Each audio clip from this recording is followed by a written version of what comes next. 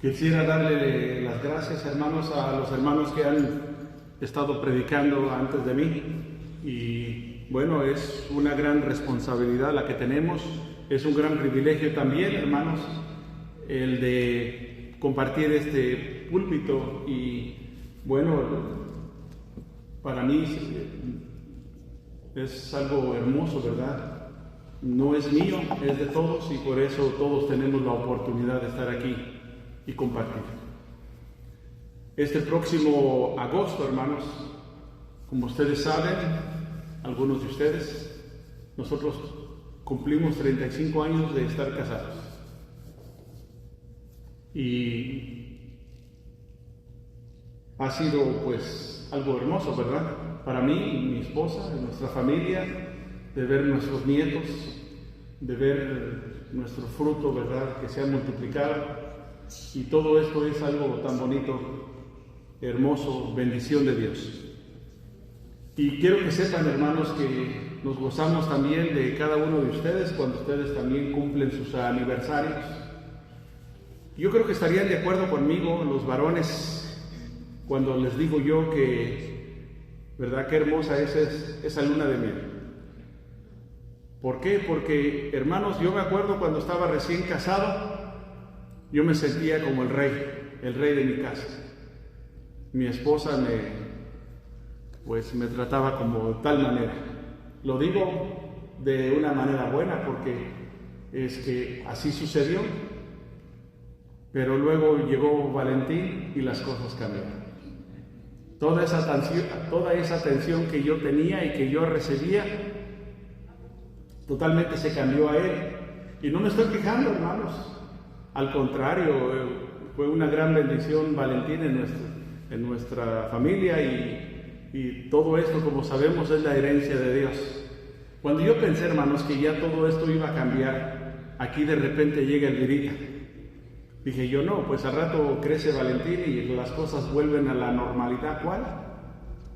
Que llega el Virita y que pues yo pensé que las cosas iban a regresar a la normalidad. ¿Y cuál? Ahora no solamente era el Virita, era Valentín y yo al último como sombra ahí arrumbada. Y pues así era la vida, hermanos.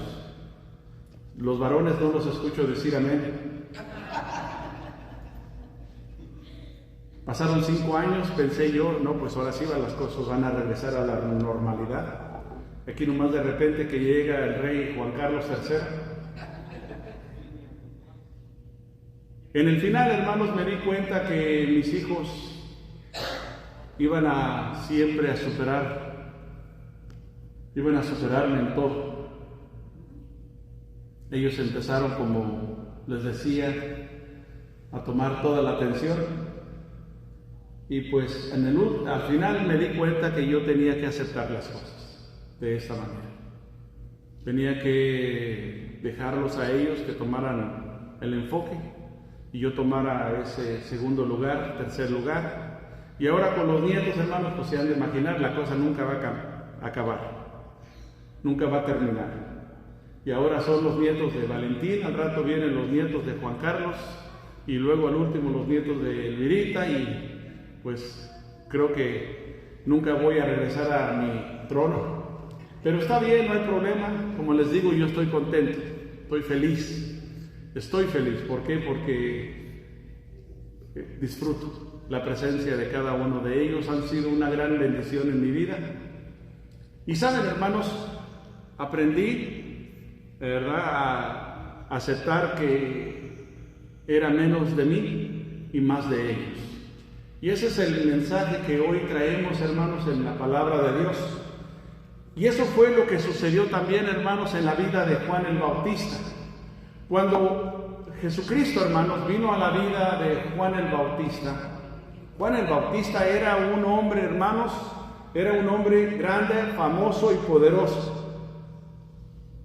Inclusive en Marcos capítulo 6, hermanos, dice la palabra de Dios que que Juan el Bautista era temido por todo el pueblo.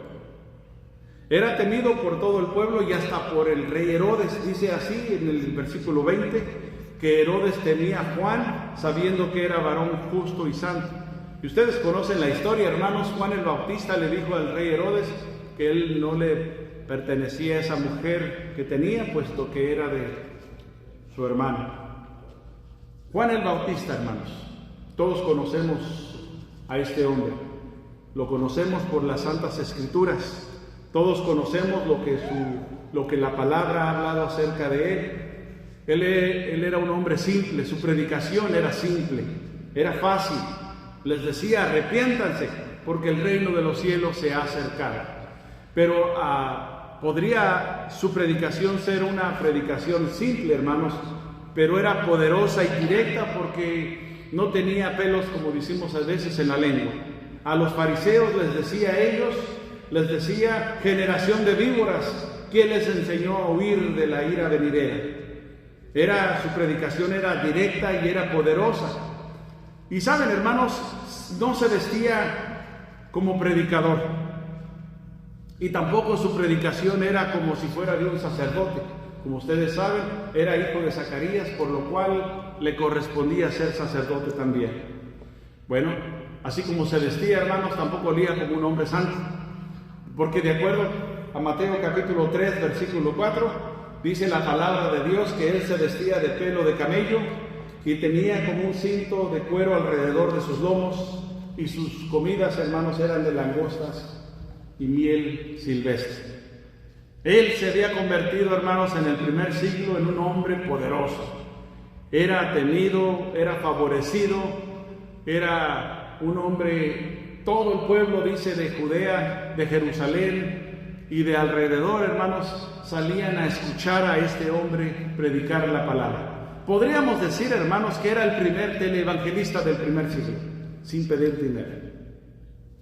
¿Saben, hermanos? Tan grande fue su influencia que cuando él murió, pasaron algunos 23 años, 25 años, y todavía su influencia se miraba, porque Pablo, hermanos, cuando fue a predicar en Éfeso, allá en Hechos 19, resulta que allá encontró todavía gente que se estaban bautizando en el bautismo de Juan el Bautista. Estos son 20 y tantos años después de la muerte de Juan el Bautista. Bueno, allá en los 90, déjenme decirles, todavía la influencia de Juan el Bautista se estaba manifestando.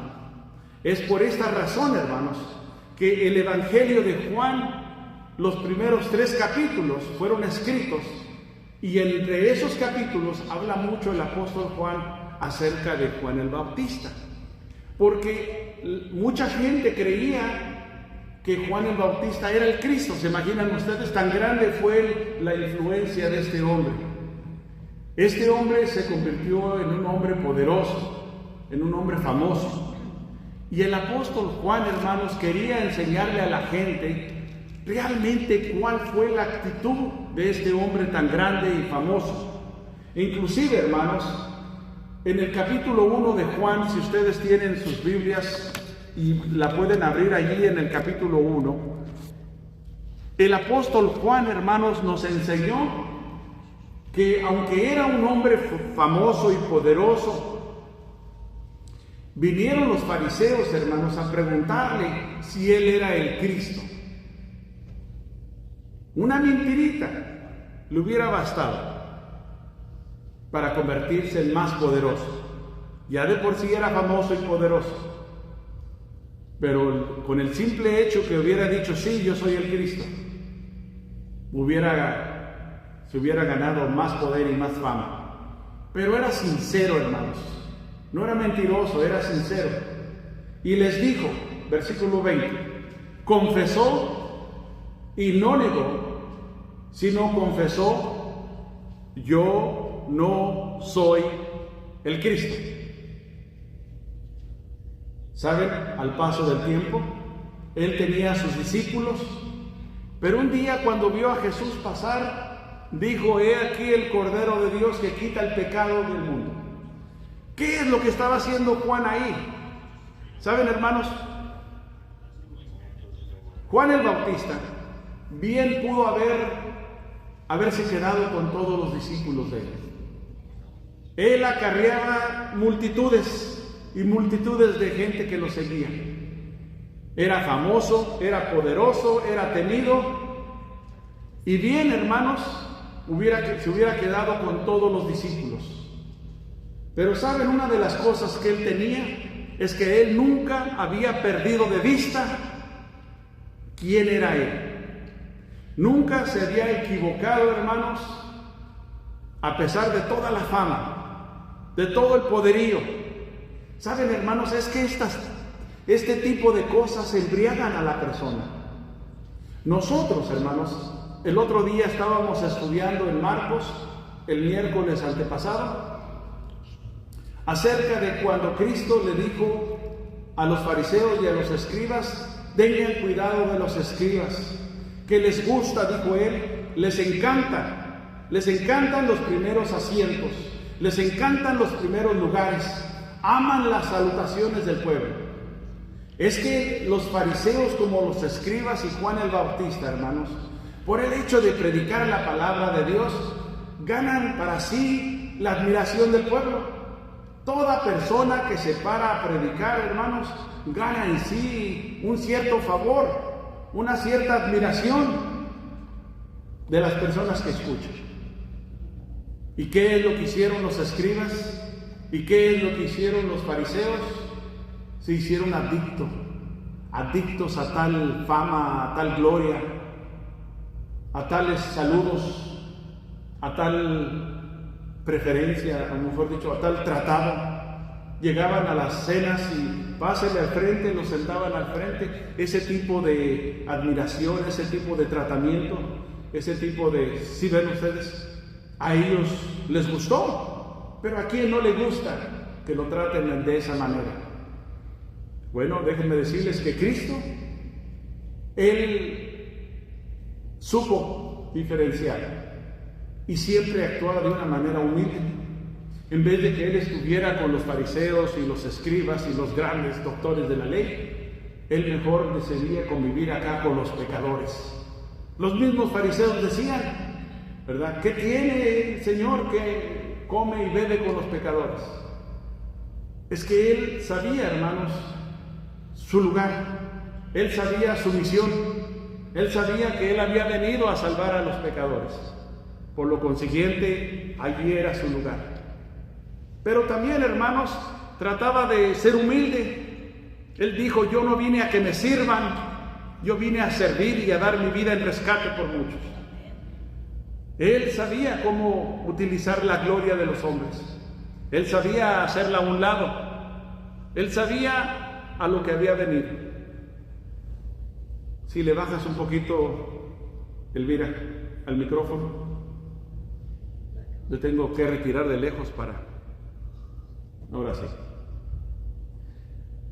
El Señor, hermanos, sabía qué hacer con tanto tratamiento, con tanta gloria, con tanta homenaje que le daban. Juan el Bautista, hermanos, no perdió tampoco eso. Porque cuando él vio al Señor pasar, dijo: he aquí el Cordero de Dios que quita el pecado del mundo. Él no necesitaba, ¿saben, hermanos? Si él se hubiera quedado callado, él hubiera retenido a sus discípulos, pero en vez los soltó, los dejó que se fueran. Él en ese momento era poderoso, él en ese momento era famoso, él en ese momento pudiera haber escogido más. Y Jesús, hermanos, como entraba por primera vez en su vida, Jesús representaba una parte pequeña en el ministerio de Juan. Sin embargo, qué bonito, hermanos, la actitud de Juan el Bautista. En Juan 1:23 dijo Juan: yo soy la voz de uno que clama en el desierto. Yo soy la voz de uno que clama en el desierto, dice: enderezad el camino del Señor. A eso vino Él, a preparar el lugar. Si el cerro estaba alto, lo bajaba. Si el valle estaba bajo, lo levantaba. Él vino, hermanos, para que el Señor, su caminar fuera de tal manera que no tuviera dificultad en llegar a los corazones de las personas. Él sabía muy bien su lugar delante de Dios. Nosotros, hermanos, también necesitamos entender cuando Cristo viene a nuestras vidas, que ahí el que manda es uno, que ahí el que dice y hace y deshace es uno mismo. Y es por eso muchas veces, hermanos, que estamos a veces en tantos problemas. Es por eso que tenemos problemas con esta actitud, es por eso que tenemos problemas con nuestros hijos, es a veces que tenemos problemas con nuestras esposas, es a veces que tenemos problemas con nuestros esposos. Es porque allí el que gobierna soy yo. Allí nosotros somos los poderosos, los famosos. ¿Sí ven ustedes? Y cuando Cristo viene a nuestras vidas, viene, ¿verdad?, sembrado en nosotros por Dios al ser bautizados. Porque Colosenses dice, hermanos, que somos revestidos de Cristo. Sin embargo, viene a nuestras vidas, pero viene a ocupar un lugar bien pequeño, porque ahí el que está en control soy yo. Y siempre lo he ilustrado de esa manera.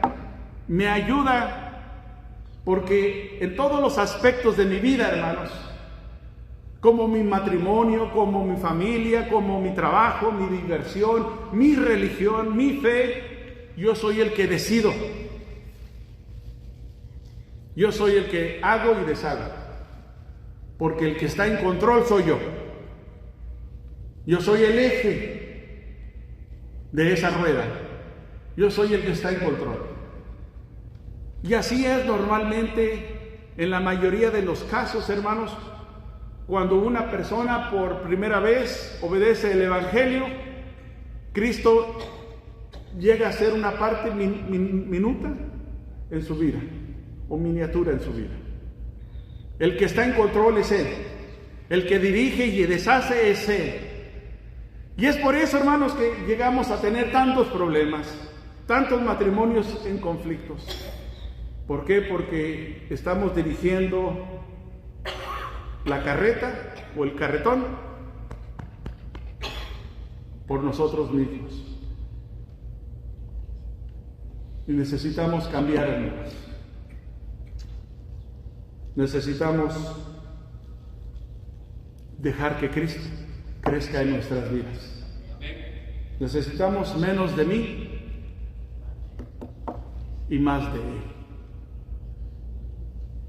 ¿Saben? Aquí mismo en Juan, hermanos, capítulo 3, versículo 26, tenemos la historia de que el grupo de Cristo, de los discípulos, como el grupo de Juan, que todavía no lo querían soltar, tuvieron un encuentro en el capítulo 3, versículo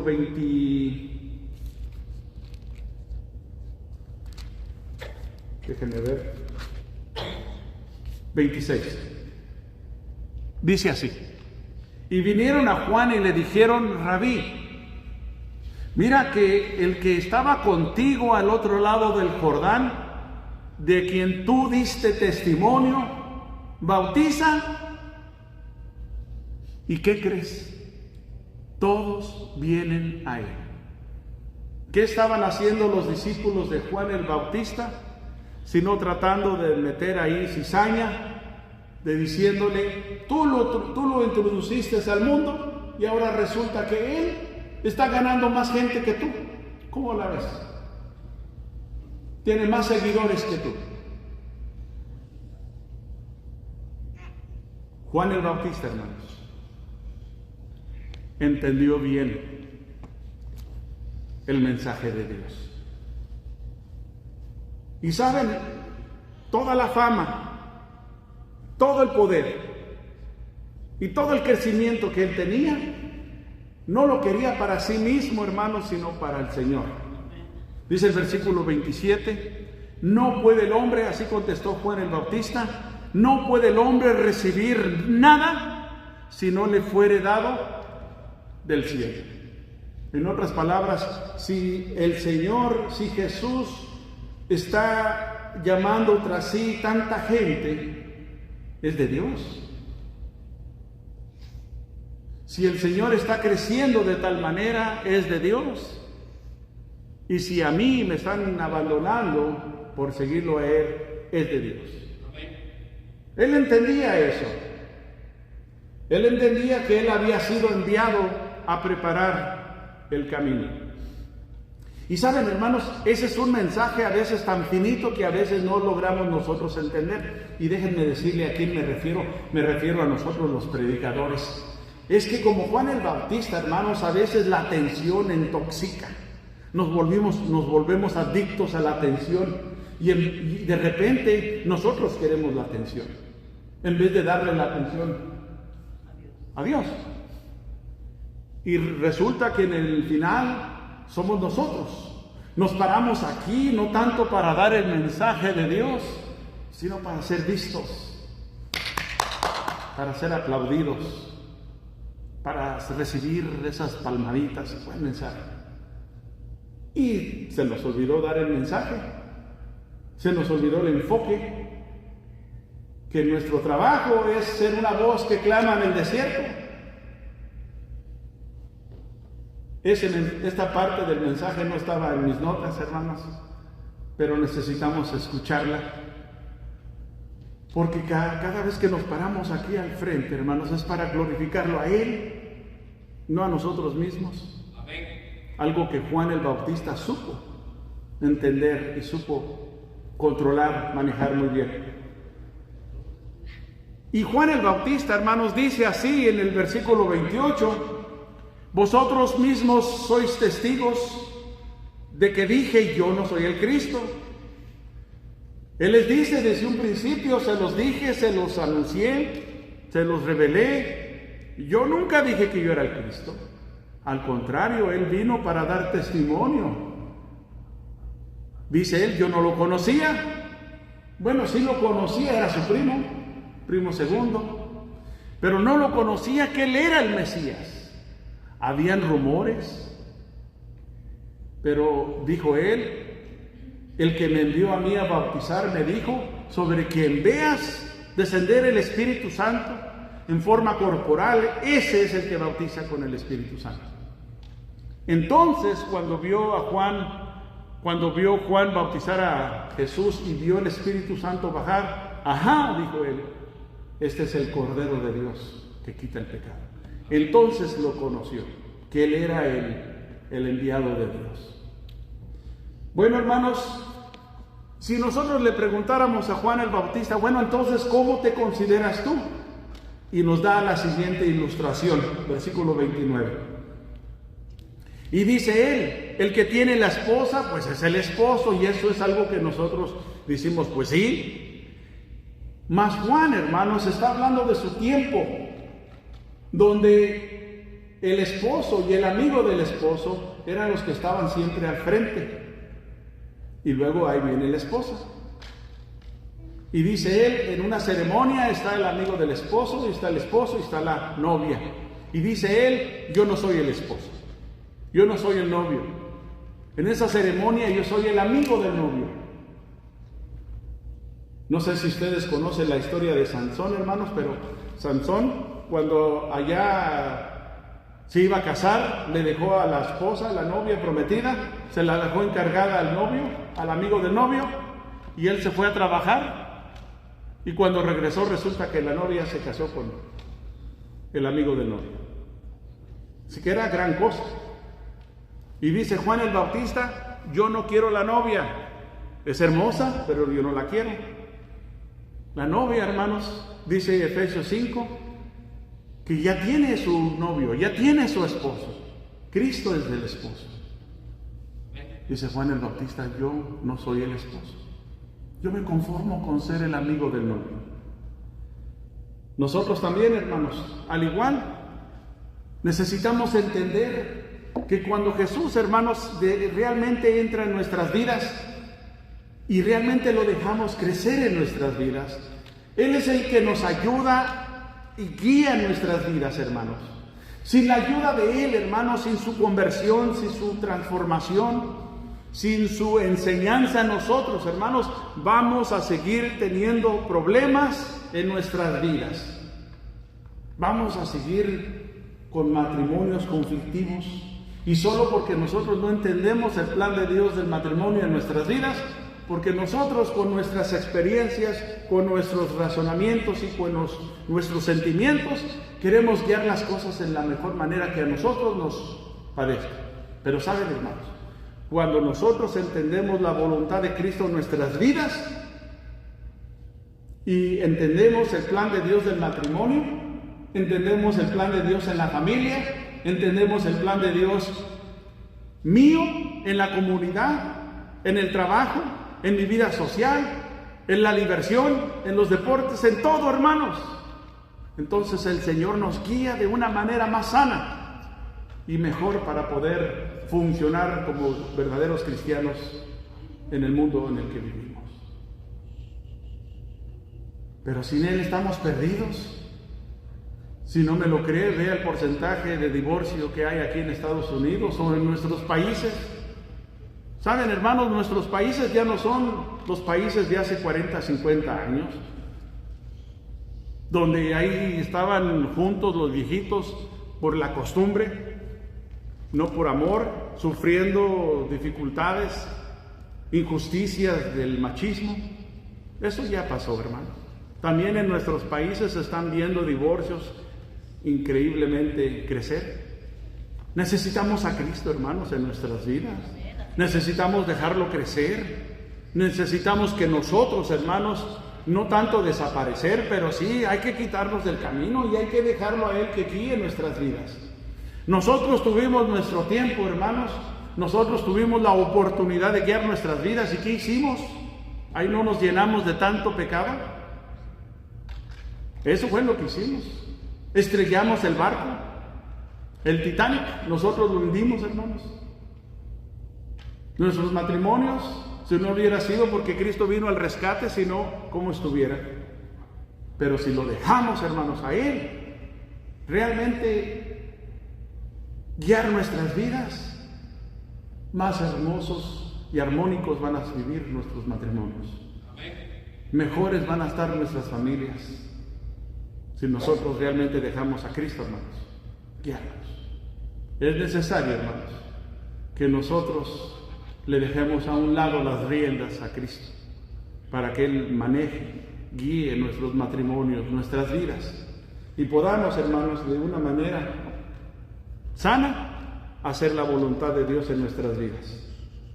Dice así Efesios 3:17, para que habite Cristo, hermanos, por la fe, en vuestros corazones, a fin de que arraigados y cimentados en amor, seáis plenamente capaces de comprender con todos los santos cuál sea la anchura, la longitud, la profundidad y la altura de conocer el amor de Cristo.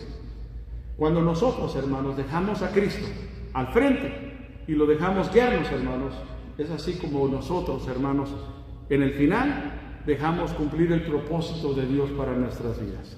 Y eso es que lleguemos a identificarnos más y más al Hijo de Dios. Lo hemos dicho muchas veces, y a mí no me canso de decirlo, hermanos, que de Cristo, el Padre dijo varias veces, este es mi Hijo amado, en quien tengo complacencia. Pues Él guiando nuestras vidas, hermanos, van a ser nuestros matrimonios y nuestras familias también a la complacencia de Dios. Así que luchemos, hermanos, hagámonos a un lado, dejemos que Cristo entre más a nuestras vidas, parezcámonos más a Él, ¿verdad?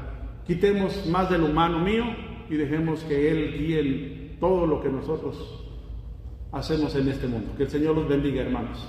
Al igual de siempre, hacemos una invitación para que si usted había pensado, ¿verdad?, de una manera y otra entregar su vida a Cristo, lo haga en este día, en este momento. Que el Señor los bendiga. Amén.